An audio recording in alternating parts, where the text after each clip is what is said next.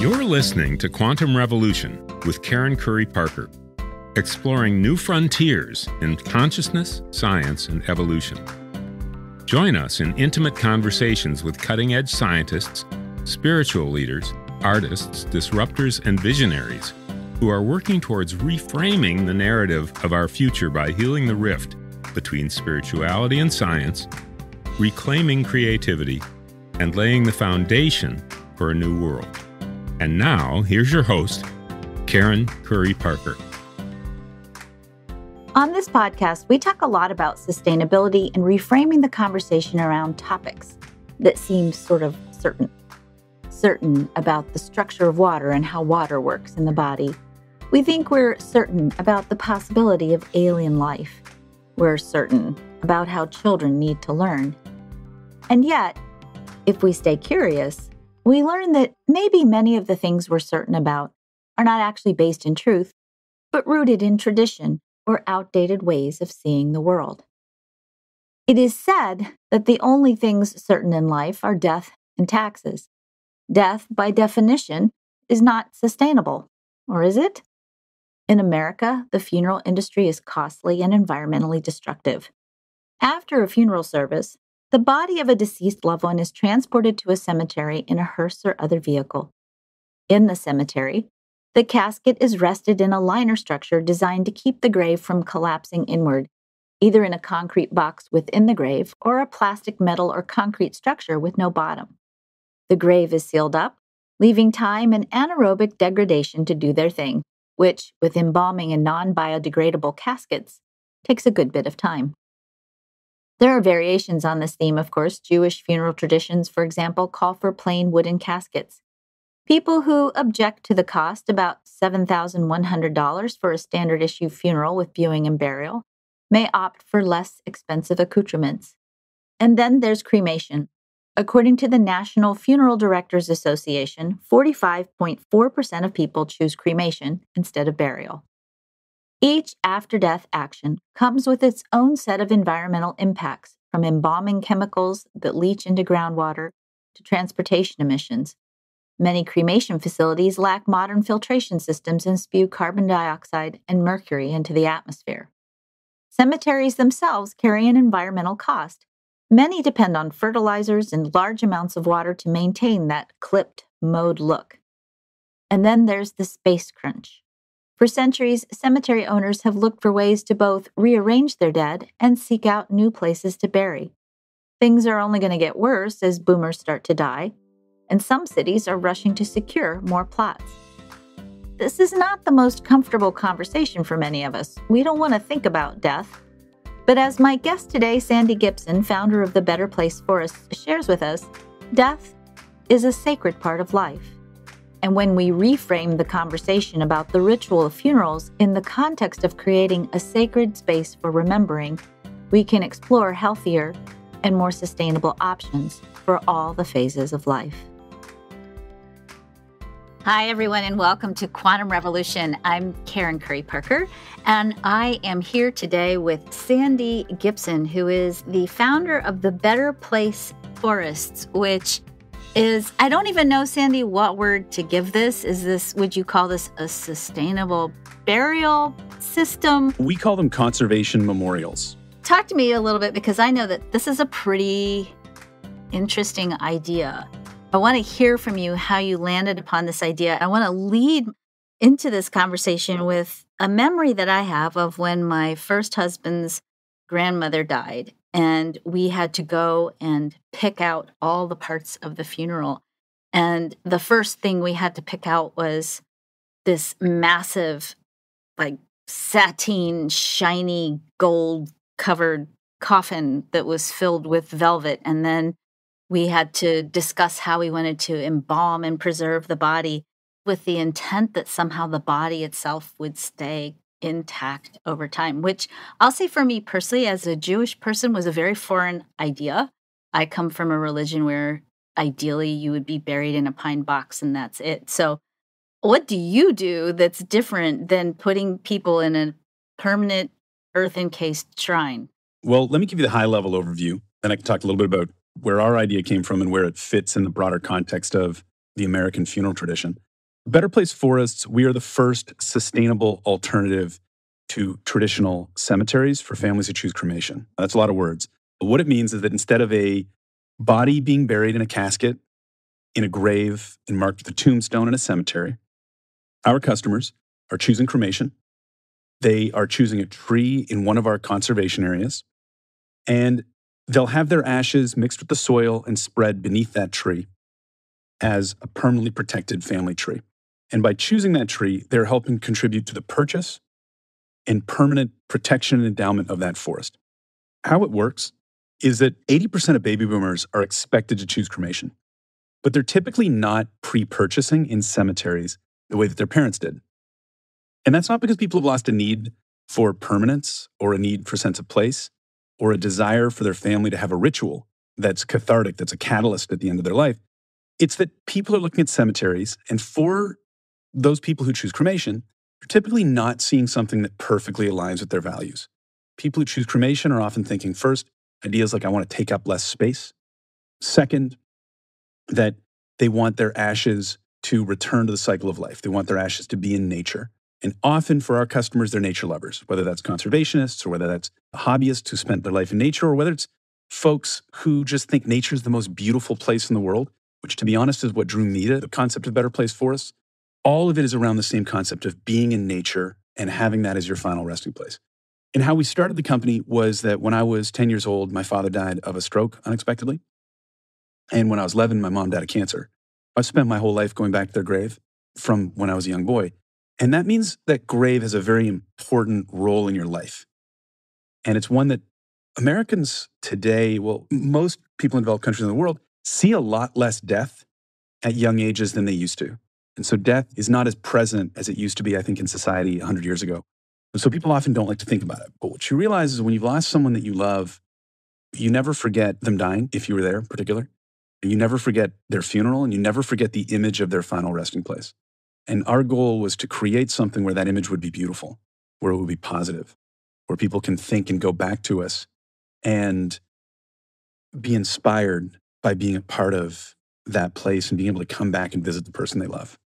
This feels so sacred and beautiful.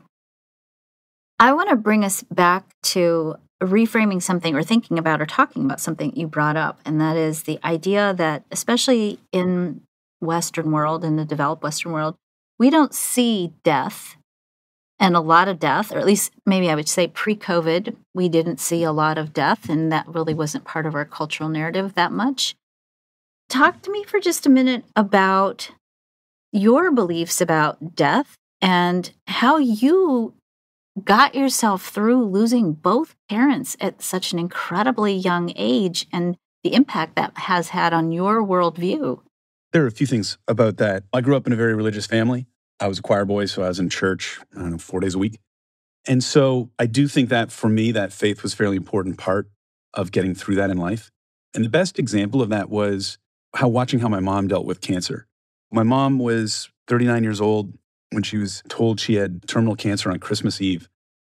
And they met in the hospital, my mom and dad. And her doctor said, hey, it's cancer, but we don't know what type yet. We know it's malignant.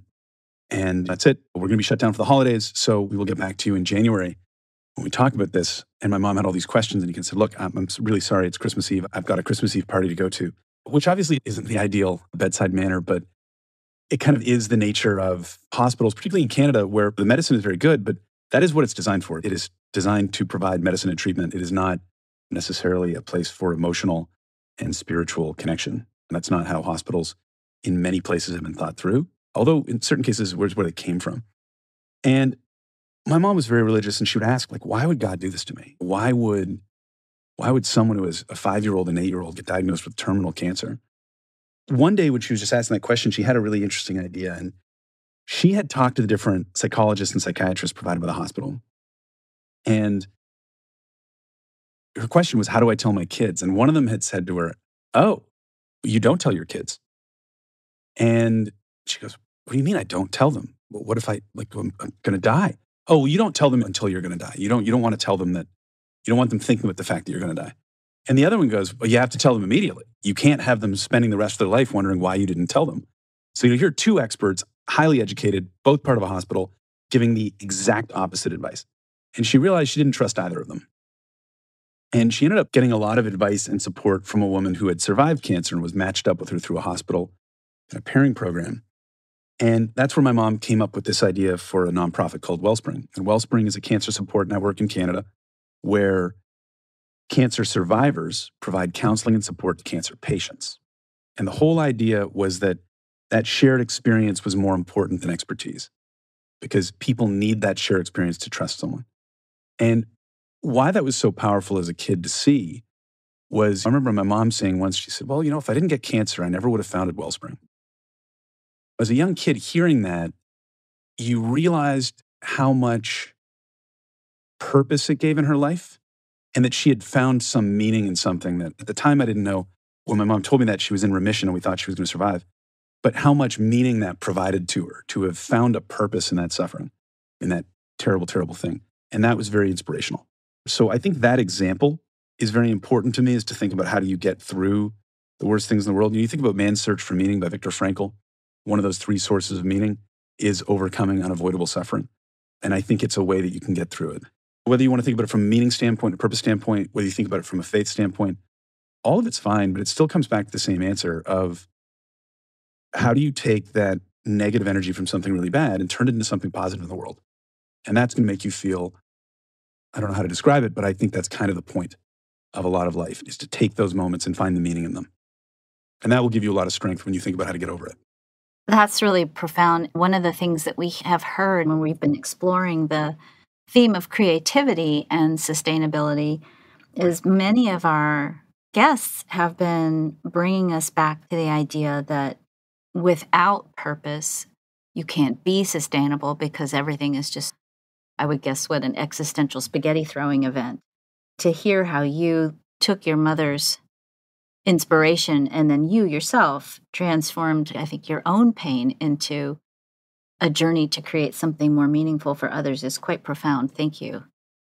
I want to talk a little bit about, because you're so familiar with this, and it's a topic that, is related to burial, but more directly is related to death. Why do you think we are so uncomfortable with death to the degree to where our burial practices, in a way, metaphorically attempt to defy death to a certain degree by not allowing the body to decay? Do you have thoughts on that? The permanent preservation of the body, I think there are 2 aspects to it, one which is religious and one which is more economic and cultural. And I'll start with the economic and cultural one. Embalming became common.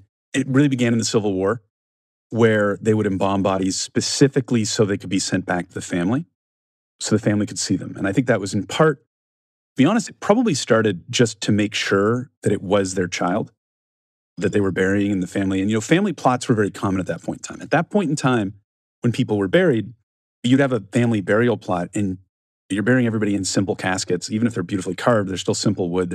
You're not dealing with a lot of treatment in the 1860s. So you could bury multiple caskets in the same plot of land over a period of time. They would biodegrade naturally and you'd bury them there. I suspect the origins of that were really just confirmation, making sure this is your child who's being buried with you. But what people discovered from that is that seeing the body one last time, for a lot of people, not everyone, for a lot of people, is quite cathartic and an important way to say goodbye. Both my parents were embalmed, both had open caskets. I wasn't allowed to see either of them, which I think is an interesting kind of statement on the importance of it. If you're not going to let a child see it, is it really that important? Is it worth the embalming process? When I found out more about how embalming works, I wasn't super thrilled that that was done to my mother. But it is important because for a lot of people, what I mean by that is I don't want to pass judgment on it. For a lot of people, it is important to be seen one last time. My uncle very much wanted to be embalmed. He wanted to have an open casket at his house, the house he was born in. And he wanted his final night to be with his family, his 6 kids, me and my brother, and a few of his cousins. He wanted us to gather together and remember him with his body there. And there was a moment that I remember standing over and saying goodbye to Murray. And so I think that's part of what I would say the economic and cultural is that it started for a specific practical reason and evolved into a cultural tradition. The evolution of that's very important. This is a big difference with Judaism and American Christianity, for example. In Judaism, it's very important to bury the body quick, but you sit Shiva for typically up to 7 days. And it's understood that not everyone can get there in 24 hours for the burial. This might be your brother. It might be your father. You might show up 3 or 4 days late because it's just how it works. Because embalming was so common in kind of the American tradition, it became something where everyone's expected to be at the burial itself. And the only way you can maintain that expectation is if you are either very good refrigeration facilities or, which didn't exist 100 years ago, or you're embalming everyone. Because it's the only way to keep the body in. I don't want to go into the details, but you get it. You have to preserve the body if you want to bury someone a week later. So I think that's where that really came from. And then where it evolved was, look, if you're going to spend all this money preserving a body, and if you're going to spend money on having a beautiful casket, and I completely understand. My uncle had a beautiful casket. He was a very successful man, worked really hard in his life. And of course he should have a beautiful casket. It's like a beautiful wedding dress. One level, it's irrational. You're only going to wear it once. But another level, it's a peak moment in your life. It's bringing all the people who love you together. Why not put your best foot forward? So I understand why he wanted a beautiful casket. The catch is, it's not a hard jump for someone to go from, well, if we're going to spend all this money on a casket, do you want it to last longer? And most people say yes. It's buried under the ground. I don't think it really matters. At a religious level, there is an element of a desire to know where the body is. And you've seen it not just in Christianity, but in other faiths as well, where in some faiths there's very much a return to the cycle of life. In others, there is a preservation of the body itself. And that is something that can be quite important to people, particularly the desire to go back to a place. You'll see this with saints' bones or burials that people want a place to go back to, and they want the body to be there. I don't really know how important that is. Most faiths have shifted away from permanent preservation of the body as a requirement, but it is still something that I think in many people's minds is a bit of a meme, a bit important. I have 2 questions. One is, what happens to the decaying process ecologically when you have a really semi-permanent box and an embalmed body? Yeah, so I might as well go there. This is where it gets a little tough for me. One of the things that became very popular in the 1950s was the concept of a grave liner.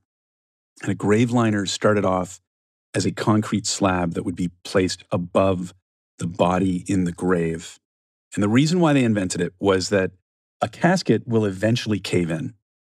And when it caves in, you're going to have a divot in the earth. It's going to be a dent. Very hard to put a lawnmower above those because if the lawnmower is not the right size and you don't know how the divot's going to end up shaping, it gets expensive.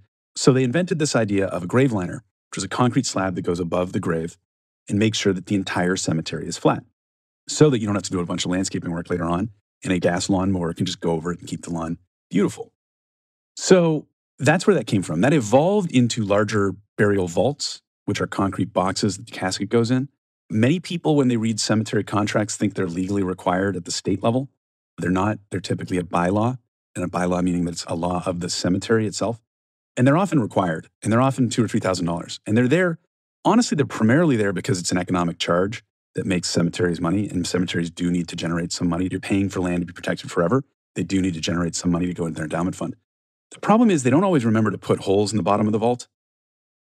So sometimes that fills with water. I mean, that's a rather permanent thing. And that, to me, just that idea was very tough to think about. I mean, you don't know. I don't know how I can find out if they remembered to put the holes in the bottom of my parents' burial vault. So that's just a concept that, again, I'm not here to judge other choices of burial, but for me, I certainly would prefer my parents to have had the choice of something like Better Place Forests and know that their ashes are in a beautiful place and they're part of the cycle of life and there's a tree or a grove of trees to go back to would be more my thing than wondering. I don't like wondering about the state of decomposition. That's not something I want to think about ever. I appreciate you going there, and I certainly didn't want to push on something sensitive. The second question that I have is I've also seen, and I haven't seen a lot of it, but I have seen people who have been exploring the idea of taking the body itself and burying it in a burlap sack with tree roots. Is that actually a thing? Not really. Okay, so that's just a theoretical concept. Well, I can go into the detail on that. Natural burials are available, and they can be quite beautiful.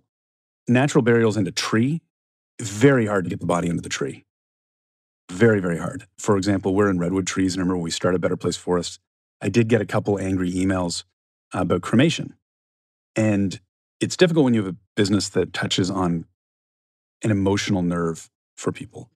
And in this case, they were very angry that they couldn't have a natural burial and that we weren't everything they wanted. And I didn't know how to politely say, look, there's no way for me to bury you under a redwood tree.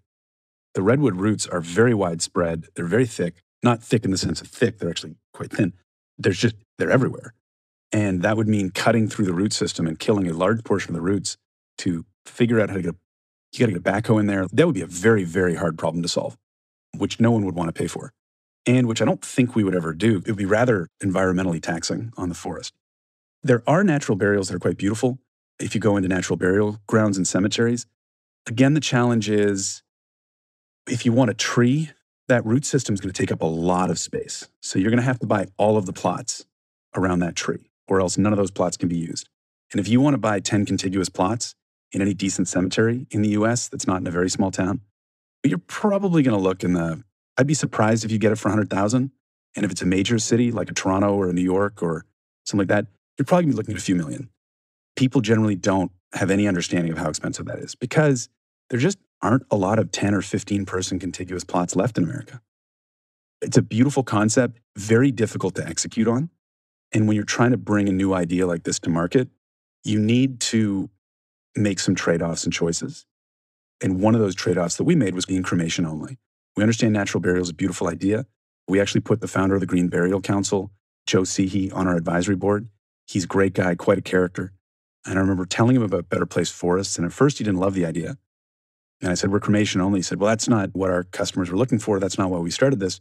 I said, I get it, but this allows us to operate in a way that we can have these very beautiful, beautiful forests. We don't have to worry about burial sites, which are really hard to integrate into a forest, as I mentioned, because of the roots.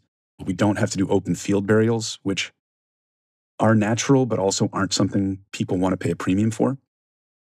And you need that pricing to make the whole model work. Burials, cemeteries or conservation areas are expensive, and very low-cost ones aren't a way that you can actually make that work. I love the way you've just really thought through all of this piece, all these different pieces. And I think you still are working towards cultivating an attitude of sacredness around the experience of loss. I have one last question for you, and that is really changing the topic up just a little bit. It's difficult for us to talk about death. In a way, it's one of those semi-taboo topics, right? Probably because I think we don't know sometimes how to integrate it into the infiniteness of life. That's my perspective. You lost both your parents at a really young age.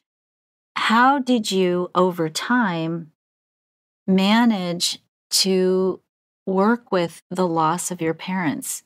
There's a few things about that are difficult. So one is something I think is fairly broad, and it's just a personal observation I had about school.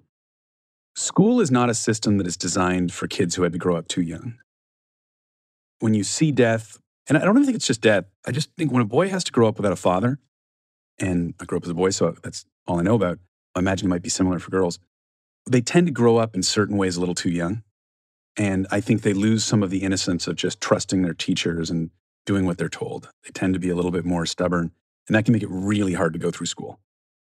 So I was lucky. I went to very good schools. I was adopted by one of my half-brothers, who was a great guy. But it still doesn't get over the fact that you feel very much like you're kind of alone in the world and you have to do it on your own now. Because I think you do. And I think whether it's a father who was never there or a father who left or a divorce where the father's never around, I do think that's pretty common. I've met a lot of other men who had the same experience as me, and they tend to talk about school the same way. So I think that when you talk about that broadly, that's one of the first challenges you got to get through, is that schools tend to be designed around the desire for a very malleable, a student who's just willing to sit there and listen and take it at face value. You don't earn a lot of points in grade 7 when you ask your teacher why, particularly when it's on a complex topic that honestly your teacher probably doesn't really know how it works. It's like, here's the quadratic formula, use it. Well, why do we use it? Your teacher probably doesn't know the answer to that. They don't want to look stupid in front of the class. And so that creates some conflict. And that I think is pretty common. I was just very lucky to be able to go through school with that conflict and still get to go to great schools and get good grades. I think for a lot of kids, if they don't have teachers who are that patient or they're not naturally inclined to be very good at school, they're not going to get away with that. So I think that was something that I was very lucky for. And I don't think if I could see that having worked out differently. The other aspect of death being in your life early on is it does very much remind you that life is short and we have a limited amount of time. And I think that's actually quite positive. I think that we all need to remember that. One of my favorite books is by Napoleon Hill. And Napoleon Hill was one of the first great self-help authors. I feel like almost every self-help book these days is like a single chapter of The Law of Success by Napoleon Hill. And he's got some crazy ideas. He wrote this book in 1927. It's going to be, pretty anachronistic. But the core idea that we all have to have a definite chief aim, and you should set it about 5 years ahead, and you should wake up in the morning and say, I'm going to do this. And when you go to bed, you think, I'm going to do this. And you will guide your life towards the achievement of that aim. You will start to find that many of the little decisions that you made without even thinking about it are towards that goal. But he believes that about 2% of people have a definite chief aim and 98% of people drift. And I think that's very important. I think that death, when it's something that you know about, reminds you that life is short and we don't want to waste it. That's a way of finding positivity in any death that you've experienced. You can say, let me remind myself that I need to make the most time of this. And you can do that by thinking, what is it that I want to achieve in this world? What am I going to give the world in return for that? And then just thinking about that constantly, that is going to drive you forward and help you deal with the inevitable bad luck and changes of fortune that you're going to experience. That's profound. I love that. I love the way that you took your own journey and transformed this into a chief aim of supporting people and creating a sacred space where they can permanently honor their loved ones. So, well, and I should add on that. We're talking about business. I tend to think that hopes and dreams are good, but if they don't amount to nothing, they don't really do much. So in the context of sustainable business, I think it's very important to tie it to real things. So my definite chief aim was very specific, tied to a revenue number and a date. And I woke up in the morning and I said, I'm going to start. And even when it came, and I came up with that before I came up with the idea for Better Place Forest. I said, I want a business that's doing this amount of revenue by this point in time, because I figured if that amount of revenue meant you've built a really, really good business, like it's a real ongoing enterprise. And I think that's the level of specificity people need to think to, is just what is the field of endeavor that you're in? If it's business, I recommend revenue generally. You can do margin as well, but some number that says, this is what good looks like in my field. And then the second question is, why does that matter? You can build a big business, but if the business makes the world worse, I don't think you've achieved very much. You've traded your time for money. If you can figure out a business that makes the world better, and honestly, it can be as simple as, I love my Le Creuset pans. I inherited my parents' Le Creuset pots and pans, and I still use them all the time. It's stupid, but I don't think it's stupid, but it's easy to sit there and be like, it's just a pan. I'm like, kind of. It kind of is, but it's also excellence. It's also holding something that's going to last for hundreds of years that I know has lived at least, 40, 50 years. And it's kind of cool that I'm searing a steak on the same thing my dad seared a steak on. And that is very simple. It's very minor, but it's very important. Just like if you run something like Blue Bottle Coffee, and I remember going into Blue Bottle and getting my first, and I think their coffee in general is quite good, but I love their New Orleans style iced coffee. And it's got a little bit of, chicory? Someone would know more about this than I would. And I remember tasting it and being like, wow, that is delightful. That little spark of joy, that little moment of special, that isn't just a highlight of your day or a little bright spot in your day. It's also an interesting connection back to a city and a time period. Why did they make coffee this way? And there's this connection that brings us across time. Those are the things that make life more beautiful, more profound, and richer. And I think you can find them in almost everything. You just have to find the one that you care about. And then you have to set it to an actual achievement goal that says that you've brought this thing into the world. That could be, I want to serve 10,000 customers. Or I want to, maybe if you're a podcaster, I want to have a podcast that 100,000 people have listened to because this topic that I want to talk about is really important. I don't know what it is. Everything's different, but I think that's a really important way to think about finding purpose in death or just the shortness of life. Well, I appreciate your wisdom and bringing us back to what I think is the main point. So I appreciate that greatly. Your website is betterplaceforests.com.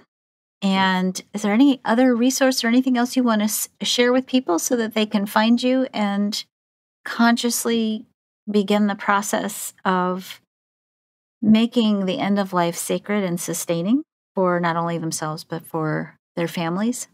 Yeah, I'd love people to come to betterplaceforest.com or find us on Facebook at Better Place Forests.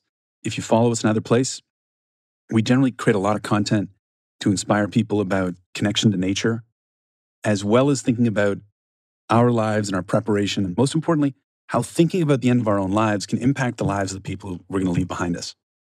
Your wedding and your funeral are the two moments that bring together everyone you loved. And your funeral is part of the end of your life story. And so many people don't think about that. I think the best ending in any book I've ever read is A Tale of Two Cities. It is a far, far better thing I do than I've ever done before. It is a far, far better place I go than I've ever been before. That is just one of those endings that blows your mind. It is intellectually, emotionally just powerful. It is a spectacular book, and it is just, wow, that ending is just incredible. Every single one of us gets an ending. Every single one of us can think through that a little bit more and ask, what is something special I could do? What is something fun? And it could be as simple as saying, hey, I want my best friends to drink my favorite wine together. My uncle said he wanted his 6 kids and his 2 nephews and a couple of his cousins to get together at his house the night before his funeral and drink his favorite beers, wines, and whiskeys, eat his favorite cheeses, Stilton and Jarlsberg, and tell his favorite jokes. And that's simple, but that was Murray. And I knew that that moment was like Christmas. Every Christmas Eve was his party, and that was his favorite time of year to do exactly that. And for the rest of my life, I know that he brought us together for that one moment. And it was a beautiful moment. It's how I will always remember him. Each one of us can do something simple like that. It doesn't need to be complicated. It doesn't need to be expensive. My uncle had terrible taste in beer. His favorite beer, I think, was Molson Export, which I have a taste for because it's the first beer I ever drank, although it was warm, gross. And we can all do stuff like that. And we all have that power. We all have a chance to write the end of our own story, but we don't get to write the beginning at all.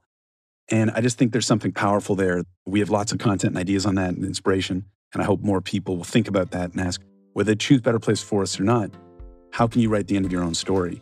And how can you make it a little bit more beautiful for the people who are going to remember it for the rest of their lives?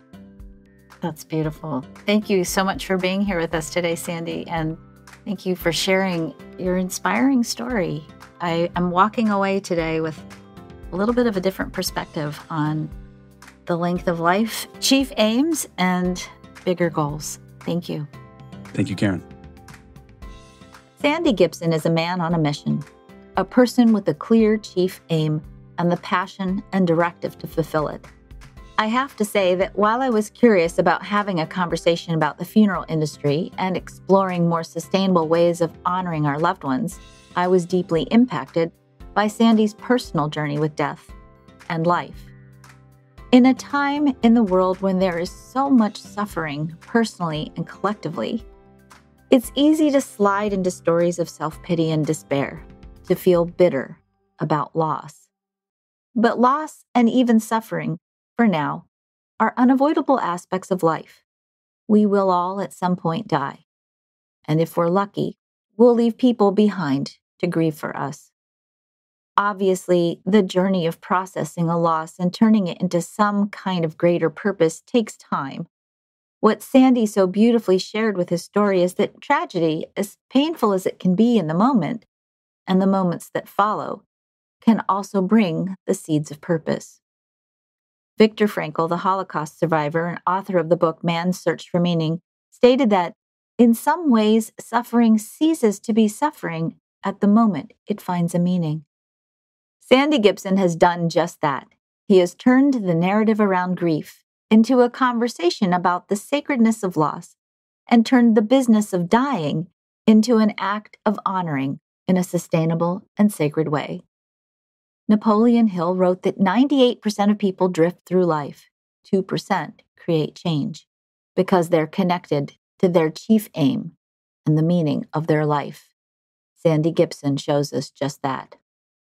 Perhaps the journey we take with death might seem less tragic if we fully embrace, with intent and purpose, the experience of life.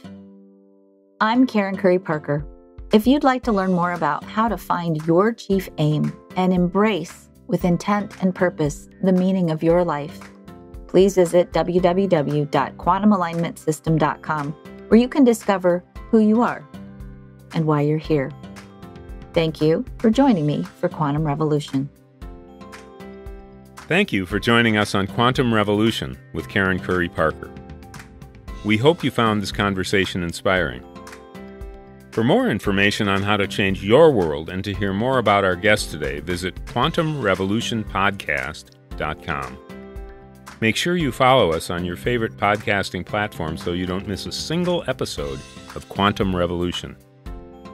We'll see you next time for some more groundbreaking conversations with Karen and her guest. How will you impact your world today?